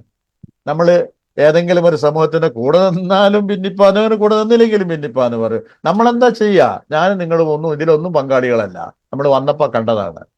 അതുകൊണ്ട് മുസ്ലിം സമൂഹത്തെക്കുറിച്ച് നബി സല്ലല്ലാഹു അലൈഹി വസല്ലം വിലയിരുത്താൻ പറഞ്ഞ ആ മാനദണ്ഡം വെച്ചുകൊണ്ട് ഈ വിധത്തിലുള്ള എല്ലാവരെയും മുസ്ലിങ്ങളായി കണക്കാക്കുന്നു. എന്നിട്ട് അവർ പറയുന്ന വാക്കുകളിൽ വിശുദ്ധ ഖുർആനോടും പ്രവാചക ചര്യയോടും യോജിക്കുന്നവയുടെ കൂടെ പോകുന്നു, അല്ലാത്തവയിൽ നിന്ന് വിട്ടു നിൽക്കുന്നു. അത് തെറ്റാണെന്ന് തോന്നിയാൽ തെറ്റാണെന്ന് സ്നേഹാദരപൂർവ്വം അവരോട് പറഞ്ഞു കൊടുക്കുകയും ചെയ്യുന്നു. ഇതാണ് ആരി. നമ്മൾ മനസ്സിൽ ഉറപ്പിക്കുന്നു. എന്താണ് ഉറപ്പിക്കല്? അനിവാര്യമായി വന്ന ഒരു കൂട്ടായ്മയിൽ നമ്മൾ കൂട്ടുകൂടുകയാണ്. മുജാഹിദെന്നോ തബ്ലീഗെന്നോ സുന്നി എന്നോ എന്തെങ്കിലും ഒരു പേര് സ്വീകരിക്കുമ്പോൾ ഈ തത്വങ്ങൾ അംഗീകരിക്കുന്ന ആളുകളുടെ കൂട്ടായ്മ എന്ന് തിരിച്ചറിയാൻ വേണ്ടി മാത്രം എടുക്കുന്ന ഒരു മേൽവിലാസമാണത്. അതിൻ്റെ അപ്പുറം നമ്മൾ മാത്രം സ്വർഗാവകാശികളെന്നോ മറ്റുള്ളവർ പിഴച്ചവരെന്നോ എന്ന ഒരു മനോഭാവത്തോടെയല്ല. ഇതിങ്ങനെ തന്നെയായിരുന്നു മുജാഹിദ് പ്രസ്ഥാനത്തിന്റെ ഒക്കെ ആദ്യകാല പണ്ഡിതന്മാർ പഠിപ്പിച്ചിരുന്നത് എന്ന് ഞാൻ ഇതിന്റെ മുമ്പത്തെ ക്ലാസ്സിലും പറഞ്ഞത്. അബദ്ധം പറ്റിപ്പോയതാണ് അവർക്ക് എന്ന വിധത്തിൽ, തെറ്റുപറ്റിപ്പോയതാണ്, അതുകൊണ്ട് അവർ മുസ്ലിങ്ങൾ അല്ലാതാവുന്നില്ല എന്ന വിധത്തിലാണ് കൈകാര്യം. പക്ഷെ പിന്നീട് ഇങ്ങോട്ട് വന്നിട്ട് ഒരു വല്ലാത്ത തീവ്രത എന്ന് പറഞ്ഞ പടച്ച തമ്പുരാനെ എനിക്ക് ഓർക്കാൻ വയ്യ. ആ തീവ്രത എവിടെല്ലാം കൊണ്ട് എത്തിച്ചു സമൂഹത്തിനെന്നറിയോ? മഹർ കൊടുക്കുന്നത് വിശുദ്ധ ഖുർആൻ പരിഭാഷയാണ് എന്നിടത്ത് ഓർമ്മ കണ്ടകൾക്ക്. വലീമത്ത് കൊടുക്കുന്നത് ബിസ്ക്കറ്റ് ആണെന്ന് പറഞ്ഞ സംഭവം മറന്നുപോയോ നിങ്ങൾ? അങ്ങനെ ഒരു കാലഘട്ടം ഉണ്ട്. MA വരെയും അതിൻ്റെ അപ്പുറവും പ്രൊഫഷണൽ കോഴ്സുകളും പഠിച്ച് പാസ്സായ പയ്യന്മാരെ, പിന്നെ പെൺകുട്ടികളെ 10ാം ക്ലാസ് പോലും പാസ്സാവാത്ത, തെക്ക് വടക്ക് നടക്കുന്ന, അല്ലെങ്കിൽ കാര്യമായി ജോലിയൊന്നും ഇല്ലാത്തവൻ വിവാഹം കഴിക്കുക, അതെന്തോ വലിയൊരു പുണ്യകർമ്മം പോലെ, ഒരു വല്ലാത്തൊരു ഔദാര്യം പോലെയൊക്കെ ചിത്രീകരിച്ചിട്ട് ഇങ്ങനെ എടുത്ത് പൊക്കിക്കൊണ്ട് നടന്നിരുന്നു. ഇതെന്താണ് ഇത്? ഇവർ തമ്മിൽ വിവാഹിതരാവാൻ പാടില്ല എന്നുള്ള ഇസ്ലാമിക നിയമമൊന്നുമില്ല. പക്ഷേ ഈ വിദ്യാസമ്പന്നയായ ഈ വ്യക്തിക്ക് ഈ യാതൊരു പ്രാഥമികം എന്ന് പറയാവുന്ന വിദ്യാഭ്യാസം പോലും ഇല്ലാത്തവനുമായുള്ള ജീവിത കാഴ്ചപ്പാടുകൾ എന്തായിരിക്കും രണ്ടുപേരുടെയും? എന്നിട്ട് അത് സ്ത്രീധനരഹിത വിവാഹത്തിന് ഇയാൾ സന്നദ്ധനായിരിക്കുന്നു. അവൻ കോളടിക്കല്ലേ? തെക്ക് വടക്ക് നടന്ന ഒരു ഹോംവർക്ക് പോലും ചെയ്യാതെ ഒന്ന് കൂട്ടി വായിക്കാൻ പോലും അവർക്ക് അറിയാത്തവന് കിട്ടുന്നത് ലോട്ടറിയാണ്. ആ വാക്ക് ഉപയോഗിക്കാൻ പാടില്ല എനിക്കറിയാം. ഭാഗ്യം ഇതാണ് പോസ്റ്റ് ഗ്രാജുവേഷനിലെ പെൺകുട്ടികളെ കിട്ടിയത്, സുന്ദരികളായ കുട്ടികളെ. അസൂയൊന്നുമില്ല. പക്ഷെ അതെന്തോ ഒരു വലിയ സാഹസികതയോ ഒരു വിപ്ലവമായി ചിത്രീകരിക്കുന്ന ഒരു കാലഘട്ടം ഉണ്ടായി ഇവിടെ. ഈ തരത്തിൽ വന്ന സംസാരങ്ങളുടെ കൂട്ടത്തിൽ, പ്രചരണങ്ങളുടെ കൂട്ടത്തിൽപ്പെട്ടതാണ് ദീനിന് ആയത്തുകൾക്കോ അള്ളാഹുവിന്റെ റസൂൽ സല്ലല്ലാഹു അലൈഹി വസല്ലമയുടെ ഹദീസുകൾക്കോ വിരുദ്ധമായി എന്തെങ്കിലും ഒരു കാര്യം ചെയ്യുന്നവനെ, അല്ലെങ്കിൽ താൻ മനസ്സിലാക്കിയ അതേ അളവിൽ അല്ലാതെ അത് മനസ്സിലാക്കുകയോ പറയുകയോ ചെയ്യുന്ന വ്യക്തിയെ ഒരു നിലക്കും അടുപ്പിച്ചുകൂടാ എന്ന വിധത്തിലുള്ള അകൽച്ച, അത്ര കുടുസായ ഒരു സംഘടനാ ബോധം വളർത്തപ്പെട്ടു. സ്വാഭാവികമായി സംഘടനകൾ പിളർന്നു. ആ ചിന്താഗതി വളർന്നു വന്നാൽ ആ കൂട്ടത്തിന് വരെ നിലനിൽക്കാൻ കഴിയില്ല. അതാണ് എന്റെ വിഷയം. ആ പറഞ്ഞിരിക്കുന്ന നിലവാരത്തിനേക്കാൾ ഏറെ, അതായത് ഹദീസിലും ഖുറാനിലും ഒക്കെ പറഞ്ഞിരിക്കുന്ന ഓരോന്നിനും പറഞ്ഞിരിക്കുന്ന ഒരു പ്രാധാന്യമുണ്ട്. അതിനേക്കാൾ ഏറെ അവക്ക് പ്രാധാന്യം കൽപ്പിക്കുന്ന ഒരു അവസ്ഥ വന്നാൽ പിടിച്ചു നിൽക്കാൻ കഴിയില്ല. ഇപ്പൊ മഗ്‌രിബിന് തൊട്ട് മുമ്പ് 2 റക്അത്ത് സുന്നത്ത് നിസ്കാരമുണ്ട്. അത് വിശദീകരിച്ചു തന്ന പണ്ഡിതന്മാർ പറഞ്ഞത് മുഅക്കദല്ല. മുഅക്കദ് എന്ന് പറഞ്ഞാൽ ബലവത്തായ സുന്നത്തല്ല. അതെങ്ങനെ ഉണ്ട് ഒരു ബലവത്തായ സുന്നത്ത്? നബിന്റെ സുന്നത്തൊക്കെ ബലപ്പെട്ടതല്ലേ എന്ന് സംസാരിക്കേണ്ടതില്ല. അതാ പറഞ്ഞിരിക്കുന്ന ഹദീസുകളുടെ വിശദാംശങ്ങള്, സഹാബികളെ നടപ്പിലാക്കിയ രീതികള്, നബി സല്ലല്ലാഹു അലൈഹി വസല്ലം അത് പ്രോത്സാഹിപ്പിക്കുകയോ പ്രോത്സാഹനം നൽകാതിരിക്കുകയോ ചെയ്തവ, ഇങ്ങനെ പല ഘടകങ്ങൾ വെച്ചുകൊണ്ടാണ് ആ സുന്നത്ത് മുഅക്കദാണ്, ബലവത്താണ്, അല്ലാത്തതാണ് എന്ന് പറയുന്നത്. സുന്നത്തൊക്കെ നോക്കണം, അത് ചെയ്തേ പറ്റൂ എന്ന വിധത്തിലേക്ക് മാറി വന്നപ്പോൾ സമൂഹം എവിടെയൊക്കെയോ എത്തിപ്പെട്ടു. ഇതാണ് സംഭവിച്ചത്. അതുകൊണ്ട് നമ്മൾ എന്ത് ചെയ്യാം? ആ ഹദീസിൽ പറഞ്ഞിരിക്കുന്ന വിധത്തിലുള്ള സമീപനം നിലനിർത്തുക. അതോടൊപ്പം ഏതെങ്കിലും വിഭാഗവുമായി ഒട്ടി നിൽക്കുമ്പോഴും മറ്റുള്ളവരുമായി തൊട്ടുകൂടാ, അടുത്തുകൂടാ എന്ന മനോഭാവം വെച്ച് പുലർത്താതിരിക്കുകയും ചെയ്യാം. എന്നാൽ മറ്റുള്ള മുസ്ലിം വിഭാഗങ്ങളുമായി വിവാഹബന്ധം പാടില്ല, വ്യവഹാര ബന്ധം പാടില്ല, അത്തരം സ്ഥാപനങ്ങളിൽ പഠിച്ചുകൂടാ എന്നൊക്കെ പറയുന്ന അകൽച്ചകൾ ഉണ്ടാക്കുകയും ഇവയെ ജാതികളാക്കി മാറ്റാൻ വേണ്ടി ശ്രമിക്കുകയും ചെയ്യുന്ന ഒരു വലിയ ശ്രമം നമുക്കിടയിൽ നടക്കുന്നുണ്ട് എന്ന് തിരിച്ചറിയുക. അതേപോലെ തന്നെ ഈ തരം മുസ്ലിം എന്ന മേൽവിലാസത്തിലുള്ള ലേബലിലുള്ള കൂട്ടായ്മകളിൽ ഒരുമിച്ച് നിൽക്കാവുന്ന പ്ലാറ്റ്ഫോമുകളുണ്ട് രാഷ്ട്രീയ, സാമൂഹ്യ, സാംസ്കാരിക രംഗങ്ങളിൽ. എന്റെ പ്രസംഗം കൊണ്ട് ഒരു രാഷ്ട്രീയ പാർട്ടി വലുതാവില്ല ചെറുതാവില്ല, അതിന് പറയുന്നതല്ല ഞാൻ. അതൊരു പ്ലാറ്റ്ഫോമാണ്. ഈ ചിന്താഗതികൾ, വ്യത്യസ്ത ചിന്താഗതികളിലുള്ള എല്ലാവർക്കും ഹദീസിൽ പറഞ്ഞിരിക്കുന്ന ഒരേ നമസ്കാരം നമസ്കരിക്കുന്ന, ഒരേ കിബിലക്ക് മുന്നിടുന്ന, ഒരേ അറുത്ത രീതിയിൽ തിന്നുന്നവർ എന്ന ആ ഒരു പൊതു മാനദണ്ഡത്തിൽ ഒരുമിക്കുന്നവർക്കെല്ലാം ഒരുമിച്ച് നിൽക്കാൻ സാധ്യമാവുക എന്ന തത്വത്തോടെയുള്ള പ്ലാറ്റ്ഫോമുകൾ, ആ പ്ലാറ്റ്ഫോമുകൾ പൊളിക്കാൻ നടക്കുക കാര്യമായി കുറെ ദീനിന്റെ ആൾക്കാര്. അതെങ്ങനെ നിങ്ങൾ ഇന്ന തങ്ങളുടെ പിന്നാലെ പ്രവർത്തിക്കുക, അതെങ്ങനെ നിങ്ങൾ ഇന്ന മൊയ്ലാരെ നേരെ പ്രവർത്തിക്കാൻ അപ്പുറത്തുനിന്ന് വേറൊരു കൂട്ടര്. ഈ ആയത്തിന്റെ ആശയത്തിലാണ് ഞാൻ ഈ പറയുന്നത്. എവിടെയെങ്കിലും ഒരു ഇത്തിരി യോജിപ്പിന്റെ ഭാഗങ്ങൾ നിൽക്കുന്നുവെങ്കിൽ ആ യോജിപ്പിന്റെ മേഖലകൾ ആയത്തിനും ഹദീസിനും വിരുദ്ധമല്ലാത്ത വിധത്തിലാകുന്നിടത്തോളം കാലം നിലനിൽക്കട്ടെ എന്ന് ആഗ്രഹിക്കുക, അതിനെ തകർക്കാൻ മെനക്കെടാതിരിക്കുക. ഇനി കിട്ടേണ്ടത് ഇവിടെ നമ്മൾ കാണുന്ന ചരിത്രത്തിന്റെ ഭാഗമാണ്. സമയത്തെ പറ്റി എനിക്ക് ഓർമ്മ ഉണ്ടായിരുന്നു. സഹാബികളിൽ ചിലർക്ക് എല്ലാവർക്കും പുറത്തു കൊടുക്കുമാറാവട്ടെ, പിന്നെ അവരെ കുറിച്ചൊക്കെ ഖുർആൻ പറഞ്ഞിരിക്കുന്ന അവർ ചെയ്ത സേവനത്തിന്റെയും ത്യാഗത്തിന്റെയും അളവുകളിൽ അവരിൽ വന്നുപോയ മനപ്പുറം തെറ്റ് ചെയ്തതല്ല. അവര് കാര്യങ്ങൾ വിലയിരുത്തുന്നിടത്തോ കമ്മ്യൂണിക്കേഷനുകളിലോ വന്നുപോയ വീഴ്ചകളാണ് ആ കാലഘട്ടത്തില് ഉദ്ദേശിക്കുന്നത്. അലി റളിയല്ലാഹു അൻഹു മുആവിയ റളിയല്ലാഹു അൻഹു തമ്മിൽ ഏറ്റുമുട്ടി സിഫീൻ യുദ്ധത്തിൽ. അലി റളിയല്ലാഹു അൻഹും ആയിഷ റളിയല്ലാഹു അൻഹയും തമ്മിൽ ഏറ്റുമുട്ടി ജമൽ യുദ്ധത്തിൽ. അവിടെ സംഭവിച്ചത് എന്താന്ന് പറഞ്ഞാൽ കിട്ടുന്ന വിവരങ്ങളാണ് അപൂർണമായ വിവരങ്ങൾ. ഉസ്മാൻ ബിൻ അഫ്ഫാൻ കൊല്ലപ്പെട്ടിരിക്കുന്നു. ആ ഉസ്മാൻ ബിൻ അഫ്ഫാനെ കൊല്ലാൻ വന്ന കൊലയാളികളായ ആളുകൾ അലി ബിൻ അബി താലിബ് റളിയല്ലാഹു അൻഹുവിനെ ഖലീഫയായി തെരഞ്ഞെടുത്തിരിക്കുന്നു. പിന്നെ കിട്ടുന്ന വിവരം അലി എന്ത് ചെയ്തു, റളിയല്ലാഹു അൻഹു എന്ത് ചെയ്തു? ആ കൊലയാളികൾക്ക് നേരെ നടപടി എടുത്തിട്ടില്ല. അലിയുടെ മനസ്സെന്താന്ന് അദ്ദേഹം പിന്നീട് അത് പറഞ്ഞിട്ടുണ്ട്. എനിക്ക് ആ സമയത്ത് അവർക്ക് നേരെ നടപടി എടുക്കാൻ കഴിയില്ല. നാട്ടിലെ അരാജകത്വം വർദ്ധിക്കാ ചെയ്യാ കൂട്ടക്കൊലകൾ. അതുകൊണ്ട് കാര്യങ്ങൾ എന്റെ വരുതിയിൽ വരുന്നത് വരെ ഞാൻ കാത്തിരിക്കുകയാണ്. ഇതൊന്ന് മുആവിയെ അറിയിക്കാൻ, ഇതൊന്ന് ആയിഷ തന്നെ അറിയിക്കാനുള്ള സംവിധാനം ഉണ്ടായില്ല. അതുകൊണ്ട് പരസ്പരം തെറ്റിദ്ധരിച്ചവർ ഏറ്റുമുട്ടി.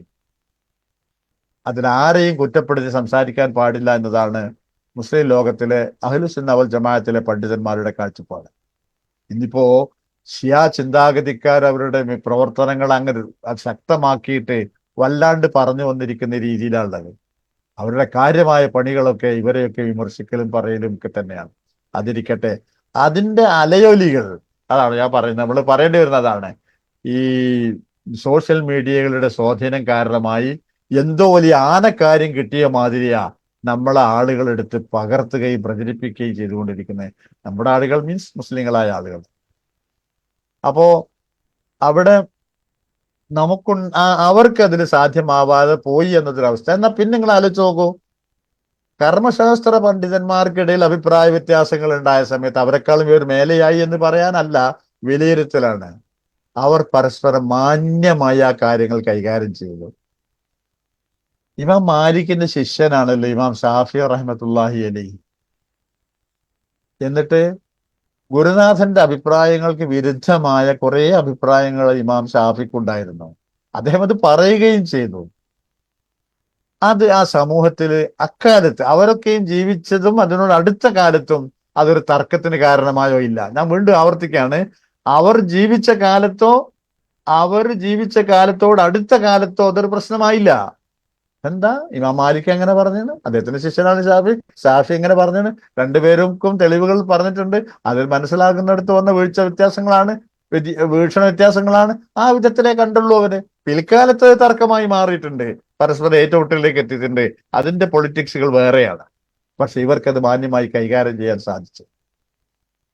അതുകൊണ്ടാണല്ലോ നിങ്ങൾ ആലോചിച്ച് നോക്കൂ, കേരളത്തിലെ മുജാഹിദ് പ്രസ്ഥാനം കടന്നു വന്നപ്പോഴും അവര് ഷാഫി മദ്ഹബ് അനുസരിച്ചുള്ള കർമ്മശാസ്ത്ര വീക്ഷണങ്ങളാണ് മദ്രസകളിലൊക്കെ പഠിപ്പിക്കാനൊക്കെ മെനക്കെട്ടത്. അതുകൊണ്ടാണ് കുനൂത്തിനെ പറ്റിയൊക്കെ ആ കാലത്ത് അതൊക്കെ ഓതേണ്ടതാണ് എന്ന മട്ടിലൊക്കെ ആദ്യകാല മലയാള പുസ്തകങ്ങളിലൊക്കെ മദർസ ദീനിയാത്തുകളിലൊക്കെ അത് ഇടം പിടിക്കാനൊക്കെ കാരണമായത് അതുകൊണ്ടാണ്. കഴിയുന്നിടത്തോളം ഒരു മദ്ഹബാണല്ലോ, പിന്നെ ഹദീസ് പണ്ഡിതന്മാർ പറഞ്ഞു തന്നത് തന്നെയാണല്ലോ കർമ്മശാസ്ത്ര വിശാരദന്മാരല്ലേ, ആ വീക്ഷണത്തോടൊപ്പം നിൽക്കുക എന്ന ഒരു സമീപനം അത് ഇപ്പോഴും നിലനിൽക്കുന്നത് കാണാം. പല വിഷയങ്ങളിൽ നിലനിൽക്കുന്നതിന്റെ കാര്യവും അത് തന്നെയാണ്. അപ്പൊ ആ അർത്ഥത്തിലാണ് അവർക്ക് പിന്നെ സഹാബികളുടെ കാലഘട്ടത്തിൽ സംഭവിച്ച വീഴ്ചകൾ പിന്നാലെ വന്ന സംഭവങ്ങൾ ധാരാളം സംഭവിച്ചിട്ടുണ്ട്. പക്ഷെ ഈ മഹാരഥന്മാരായ ഈ മഹാന്മാരുടെ കാലത്തൊന്നും ആ സംഭവങ്ങൾ ഉണ്ടായിട്ടില്ല. ഇനി നോക്കേണ്ടത് ഇനി എന്ത് വേണമെന്നതാണ്. സമയമായല്ലോ ഉസ്താദ്, ആയി 5 മിനിറ്റേ ഉള്ളൂ. ഇനി എന്ത് വേണം? അപ്പോ നിങ്ങൾ ഈ പറയപ്പെട്ട ക്രമങ്ങൾ പാലിച്ചുകൊണ്ട് വൽതക്കും മിൻകും, ഈ വൽതക്കും മിൻകും എന്ന് പറയുന്ന ആയത്തിന്റെ വിശദീകരണത്തിന് നിങ്ങളിൽ നിന്നുണ്ടാവട്ടെ എന്ന അർത്ഥം പറഞ്ഞിട്ടുണ്ട്, നിങ്ങളാൽ ഉണ്ടായിത്തീരട്ടെ എന്ന അർത്ഥമുണ്ട്. എന്റെ അർത്ഥവ്യത്യാസം മനസ്സിലാവുമോ? നിങ്ങളിൽ നിന്നുണ്ടാവട്ടെ എന്ന് പറഞ്ഞാൽ നിങ്ങളുടെ കൂട്ടത്തിൽ ഇങ്ങനെ ഒരു കൂട്ടം ആളുകൾ ഉണ്ടാവണം. ഇങ്ങനെ പറഞ്ഞാൽ താഴെ പറയുന്ന മാതിരത്തെ ഒരു കൂട്ടം ആളുകൾ ഉണ്ടാവണം എന്നാണ് അതിന്റെ അർത്ഥം വരിക. നിങ്ങളാൽ ഉണ്ടായിത്തീരട്ടെ എന്ന് പറഞ്ഞാൽ നിങ്ങൾ മുസ്ലിം സമൂഹം ഇതായിരിക്കണം എന്നാണ് അർത്ഥം. ഈ രണ്ട് വിധത്തിലും ഈ ആയത്തിന് വിശദീകരണം നൽകപ്പെട്ടിട്ടുണ്ട്. അതെന്റെ എങ്ങനെ? ഭാഷാ വ്യാകരണ നിയമപ്രകാരം ആ മിൻ എന്ന് പറയുന്ന മിൻകും എന്ന് പറയുന്നിടത്ത് മിൻ എന്ന പ്രയോഗത്തിന് ഈ രണ്ട് അർത്ഥതലങ്ങൾ, രണ്ട് വിധത്തിലുള്ള അർത്ഥങ്ങൾ ഉണ്ടാവാറുണ്ട്. ഇനി അള്ളാന്റെ വചനം നോക്കുക, നിങ്ങളാൽ ഈ ഭൂമിയിൽ ഉണ്ടാവേണ്ടത്, മുസ്ലിം സമൂഹത്തിലൂടെ ഇവിടെ സംഭവിക്കേണ്ടത്, പണ്ട് കാലത്തെങ്ങാണ്ടോ നടന്നുപോയ ഒരു പഴം കഥയുടെ യുദ്ധത്തിന്റെ പേരിൽ 5 കൊല്ലം മുമ്പ് നടന്ന അല്ലെങ്കിൽ 8 കൊല്ലം മുമ്പ് നടന്ന ഒരു ഏറ്റുമുട്ടലിന്റെ പഴങ്കഥകൾ അയവിറക്കിയിട്ട് തമ്മിൽ അടികൂടുന്ന ഒരു സമൂഹത്തെ അല്ല നിങ്ങളാൽ ഉണ്ടായിത്തീരേണ്ടത്. യദഊനലിൽ ഖൈർ, ഉത്തമമായതിലേക്ക്. ഖൈറിന് ഇസ്ലാം എന്ന് വിശദീകരണം പറഞ്ഞിട്ടുണ്ട് പല മുഫസ്സിറുകളും. ഇസ്ലാമിലേക്ക് ക്ഷണിക്കുന്ന, അതിനേക്കാളും വലിയൊരു ഖൈർ പറയാനില്ലല്ലോ. വയമുറൂന ബിൽ മഅറൂഫ്, മൂടപ്പെട്ടു പോവാൻ പാടില്ല മാറൂഫുകൾ, അത് മിടിച്ചുകൊണ്ട് നിൽക്കണം. മുൻകറുകൾക്ക് ശക്തി വരാൻ പാടില്ല, ആ മുൻകറുകൾക്കെതിരെ പ്രതികരിക്കുന്ന ഒരു സമൂഹം. വിവാഹത്തിലും മറ്റു കാര്യങ്ങളിലും ഒക്കെ മുൻകറുകൾ കൊടികുത്തി വാഴുമ്പോ സുഖമായി അതിൻ്റെ ഒരു അരികിലൂടെ പോയി വലീമത്തിന്റെ ഭക്ഷണവും കഴിച്ച് ശാന്തമായി ഇറങ്ങിപ്പോകുന്ന മതപണ്ഡിതന്മാരെയും മതസംഘടനാ പ്രവർത്തകരെയും അല്ല, മുൻകറിനെതിരെ പ്രതികരിക്കുന്ന ആണത്തമുള്ളവനാവുക എന്നപ്പോ അതിന്റെ അർത്ഥം. ഉലൈക ഹുമുൽ മുഫ്ലിഹൂൻ. അപ്പൊ ആ ആയത്തിന് കുറച്ചുകൂടി ബലവും ശക്തിയും ഉണ്ട് എന്ന് മനസ്സിലായല്ലോ. ആ ശബ്ദം കൂട്ടിയത് കൊണ്ട് ബലമുണ്ടായി എന്ന അർത്ഥത്തിലല്ല, അതിന് സ്വതവേ ഉള്ള ആശയമാണ്. ആ പറഞ്ഞു വരുന്ന വാചകത്തിന്റെ തുടർച്ചയാണ് ആ പറയുന്നത്. നിർത്തുകയാണ് ക്ലാസ്. ഇനി നമ്മൾ സ്വസ്ഥമായെന്ന് ആലോചിച്ച് നോക്കുക. ഇന്ന് നേരത്തെ പറഞ്ഞതുപോലെയുള്ള ഷാസിബിന് കൈസിനെ പോലെയുള്ള ജൂതന്മാർ അണിയറയിൽ നിന്നുകൊണ്ട്, അതിൽ യുക്തിവാദികളുണ്ട്, ത്രിസംഖ്യകളുണ്ട്, പിന്നെ ഈ വർഗീയവാദികളായ മറ്റ് ആൾക്കാരുണ്ട്. അങ്ങനെ പലരും മുസ്ലിം സമൂഹത്തിന്റെ വിശ്വാസങ്ങളെയോ എല്ലാവരുടെയും ടാർജറ്റ് മുസ്ലിം സമൂഹവും ഖുർആനും നബിയും ഇസ്ലാമും ഒക്കെയാണ് തോന്നിപ്പോകുന്നത്. ഇത്രയധികം മുമ്പത്തെക്കാളേറെ വേട്ടയാടപ്പെടുകയോ വിമർശിക്കപ്പെടുകയോ ചെയ്യുന്ന ഒരു സാഹചര്യത്തിനിടയിൽ ഈ വെല്ലുവിളികളെയും പ്രതിസന്ധികളെയും തരണം ചെയ്തുകൊണ്ട് മുന്നോട്ട് പോവാൻ സൂറത്ത് ആലിമ്രാനിൽ അള്ളാഹു പറഞ്ഞു വെച്ച ഈ വാചകങ്ങൾക്ക്, ആയത്തുകൾക്ക് അത് പാലിക്കുന്നിടത്ത് അതിൻ്റെതായ പ്രാധാന്യമുണ്ടെന്ന് തിരിച്ചറിയാൻ സാധിക്കുമല്ലോ. ആ തിരിച്ചറിവോടെ കേട്ടുമതിയാക്കാതെ ഇനി ഞാനെന്ത് ചെയ്യണമെന്ന് ആലോചിക്കുന്നൊരവസ്ഥയിൽ മുന്നോട്ട് പോവുക. അള്ളാഹു അനുഗ്രഹിക്കുമാറാവട്ടെ. അടുത്ത ആയത്ത് മുതൽ നമുക്ക് ഇൻഷാ അല്ലാഹ്, നാളെയാണല്ലോ ക്ലാസ്സിന്, അടുത്ത ദിവസമാണല്ലോ ക്ലാസ്, ശനിയാഴ്ച ക്ലാസ്സിന്റെ ദിവസമാണല്ലോ, ആ സമയത്ത് പിന്നെ ബാക്കി ഭാഗം വിശദീകരിക്കാൻ ഇൻഷാ അല്ലാഹ്. അള്ളാഹു തൗഫീഖ് ചെയ്യുമാറാവട്ടെ. അസ്സലാമു അലൈക്കും വറഹ്മത്തുള്ളാഹി.